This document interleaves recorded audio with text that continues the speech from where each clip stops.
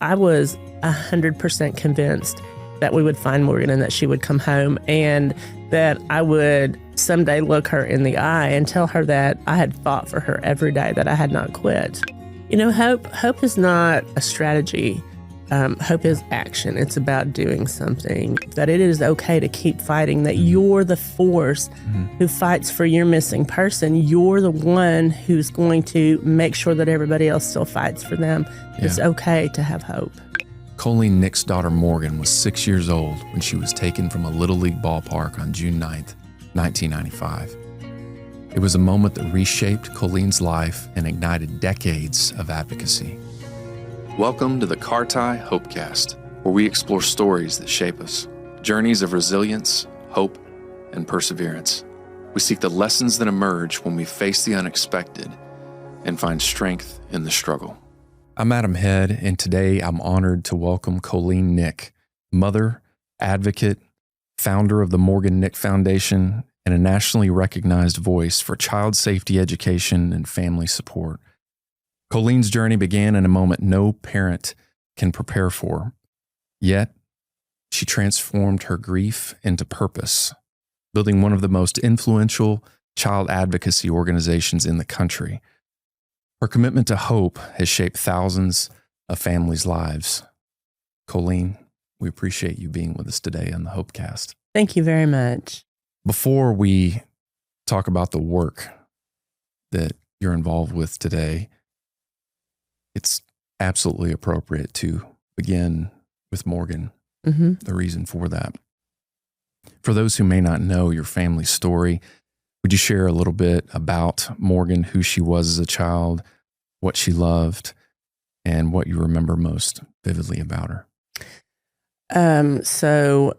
Morgan was 6 years old when she was kidnapped, and her dream to grow up was to be a circus performer and a doctor. So, that's what she wanted to do. She wanted to be in the circus. She wanted to be a doctor. She hated to play outside because it made her sweat. She didn't like to touch bugs, and apples were her favorite food group. In the first grade, she signed up for track. And so when she brought her papers home and we filled them out and sent them back, they had their first track practice at school the next day. And she came home and she was so angry. And she said, "Do you know what they make you do in track?" And she said she had to go outside and run, and she was sweating. And so she quit, and she signed up for Girl Scouts because she said they could stay inside and glue stuff. She was 6 years old. She was innocent and delightful and joyful, all the things. Well, there's a before and after, certainly, in your life that began on the night Morgan disappeared. Would you share a little of what that moment was like for you as a mother and those early days that followed? So, the night that Morgan was taken, we went to a field in Alma, Arkansas, a baseball field. We'd not been there before. It was 30 miles away from where we lived. This field was 1 block from the police station. You had to pass the police station to get to the field and to leave the field. And we went with our friends to watch their children play in this Little League baseball game. Morgan sat with me throughout the evening in the bleachers, and during the last 15 minutes of the game, the kids from the other family kept asking her to go play with them, and they wanted to go catch fireflies. And she really wanted to go catch fireflies. And against my better judgment, I finally told her that she could, and she kissed me on the cheek, and she climbed down from the bleachers, and she ran off with her friends to catch fireflies in the parking lot. The game ended. During those 15 minutes, I turned several times to see where the kids were, and they were running back and forth in front of the cars. But when the game ended, the team that we were watching came off the field to the right-hand side of the bleachers. And so they were cheering and shouting. There was just a lot of noise going on. And I was looking directly at the team, and I had my back to the parking area. So when I glanced back around real quick to see where Morgan was, I didn't see her. I saw the 2 children that she had been with. and they were walking back towards us, but she wasn't there. And so I met them as they came through the gate there at the fence. I met them, and they said they didn't know where she was. She was taking sand out of her shoes. And I went to my car and looked around the car, even looked under the car at one point, thinking she has to be right here somewhere. Yeah. And she wasn't. And so the terror when you can't find your child, it was just overwhelming. You know, the police were called. They were there within just a few minutes, and an incredible search began that night for Morgan. But the horror of not knowing where your child is and not being able to help her, not being able to rescue her, is something that I still live with today. Clearly still feels fresh, even after all this time. You know, 30 years has gone by since Morgan was taken. And, you know, we've done incredible advocacy out of that. But the grief can still just take me to my knees. The time and the distance has strengthened our family, and we can look at the legacy of what has been done. But we still miss more. You've often said that hope is not naivety, but endurance. What did hope look like for you in the beginning, and how has its meaning changed over time? You know, hope is not a strategy. Hope is action. It's about doing something. And for us in the beginning, hope looked like finding Morgan, doing absolutely everything we could, working with law enforcement, bringing in the newest, you know, technology, anything that was available to fight for Morgan. That was our whole goal, was just to find Morgan and bring her home, whatever that took. And as time has gone on, you know, that has remained our focus. I was 100% convinced that we would find Morgan and that she would come home, and that I would someday look her in the eye and tell her that I had fought for her every day, that I had not quit. And so that is where we focused our energy. But on focusing on the fight for Morgan, we began to encounter other families who had missing children. You know, before she was taken, I realized that somewhere out there, children went missing, but it was very much on the peripheral of my life. It was not something I ever really thought about. And after Morgan was taken, what we realized is that, you know, 2,000 children are reported missing every day in the United States. Family abductions, runaway, stranger abductions, 2,000 children are missing every day. And that's something that we can't ignore. And so we just began to get involved on the advocacy side, meeting with other families, talking to them, you know, getting involved in advocacy work. And we started the Morgan Nick Foundation. And that came out of the need of such a tragedy that we wanted to do something that said Morgan's life had value. And so we started the Morgan Nick Foundation, and it has grown over the years to an organization that serves missing adults, missing children, walks alongside families, bridges those communication gaps with law enforcement so families feel seen and feel heard, and their loved one, their missing person, is getting the resources that they deserve. Well, this work that you're doing that now extends beyond your own story, walking along families facing what's going to be the darkest moment of their lives. What have those families taught you over time about courage, the grief they're experiencing, and about human connection and the importance of that? So when Morgan was first missing, Melissa Witt, I don't know if you're familiar with her story, but she was 19 years old, and she became missing from a bowling alley in Fort Smith, Arkansas. And the search went on for her for 6 months, and eventually she was recovered deceased. And when Morgan was missing, I had this tremendous need to talk to someone who understood that. It was just, I can't explain that. I needed to talk to someone. Mm-hmm. And, law enforcement kept saying, what can we do to help you? And I said, I want to talk to Marianne Witt. And I can't imagine now how overwhelming that was for her, but they got in touch with her and she came to the fire station. We were living in the fire station there in Alma. And she came to the fire station that day, and knowing that she had buried her daughter, that it had not ended well for her, mm-hmm. she sat across the table from me and she said, "You can't give up hope." And that was probably the single most important thing that anyone has ever said to me. And we try to carry that over to all families, that it is okay to have hope, that it is okay to keep fighting, that mm-hmm. you're the force mm-hmm. who fights for your missing person. You're the one who's going to make sure that everybody else still fights for them. Yeah. It's okay to have hope. Well, in your educational work, you often talk about the practical layers of keeping kids safe. What are some broad principles or tools you believe every family should be aware of, those that have not gone through this kind of tragedy yet?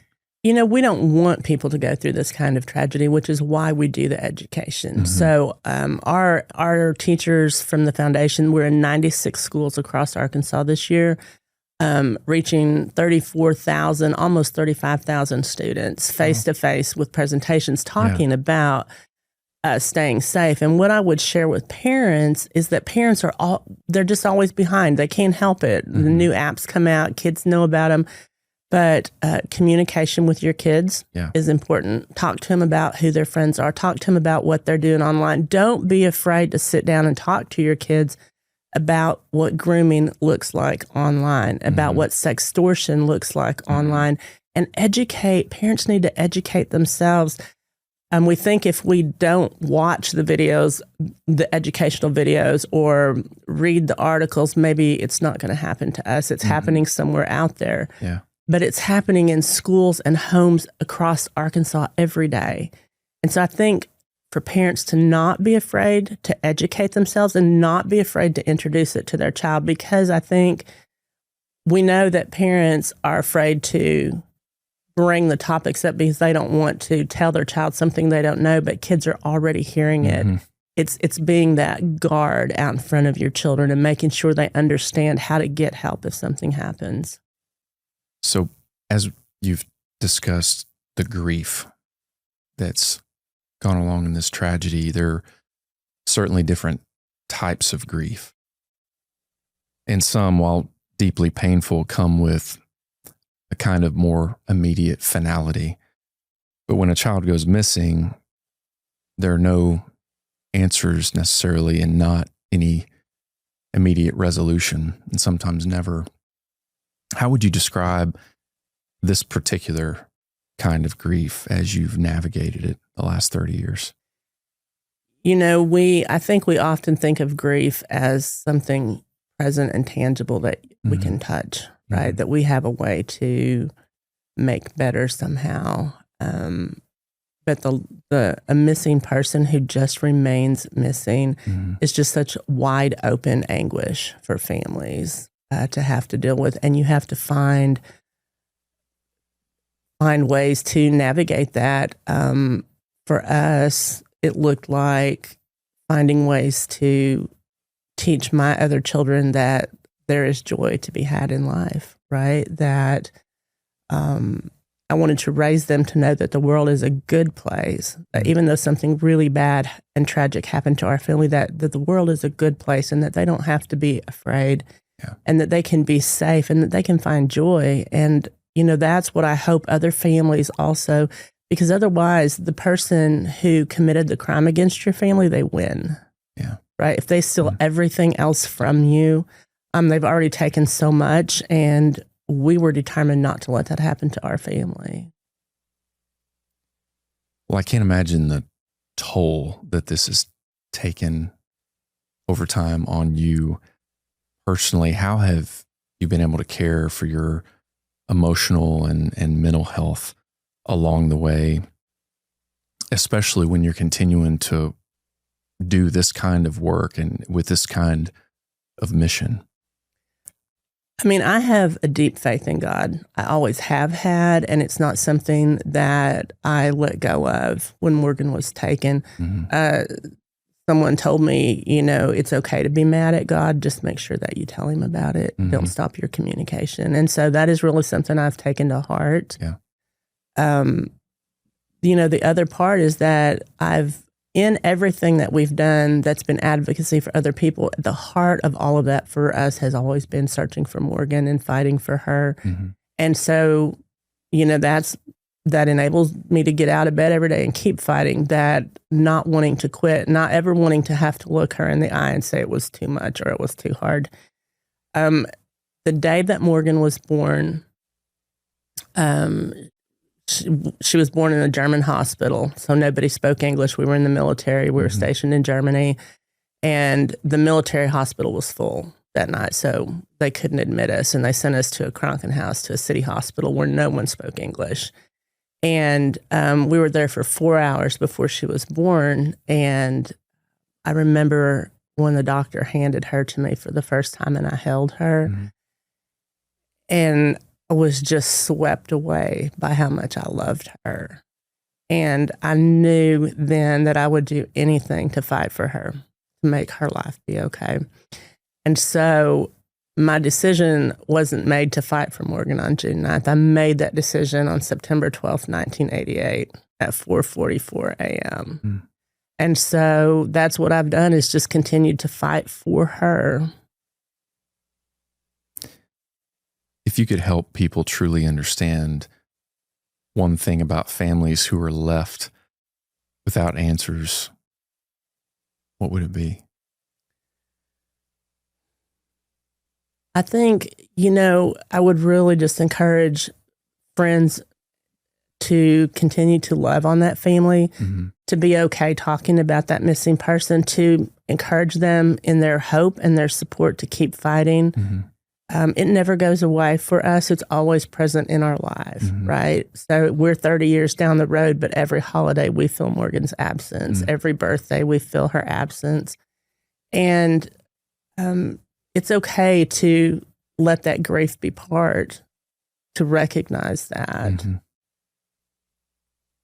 Well, after decades of advocacy, what continues to give you purpose in this, continues to give you hope as you live out this mission?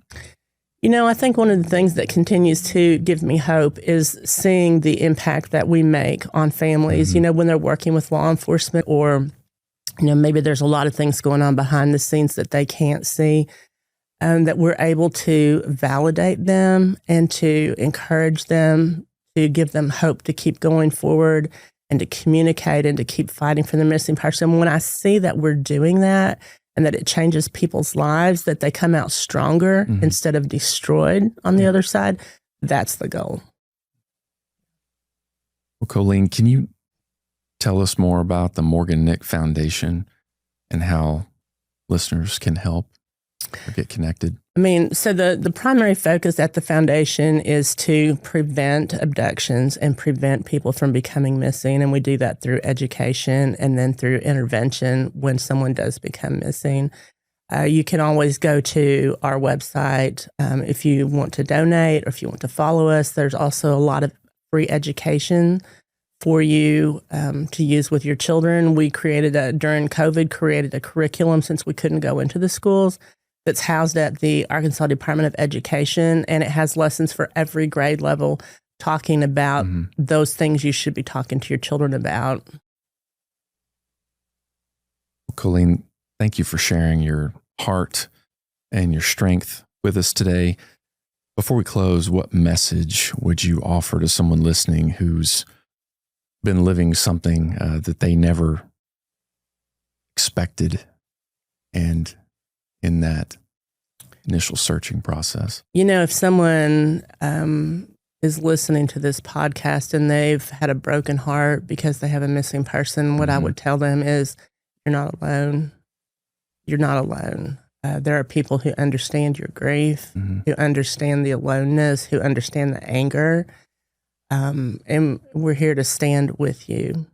Well, Colleen Nick, thank you so much for telling your story. Absolutely. Yeah, can I read this? Would love for you to. So this is a paper that Morgan wrote at the end of first grade.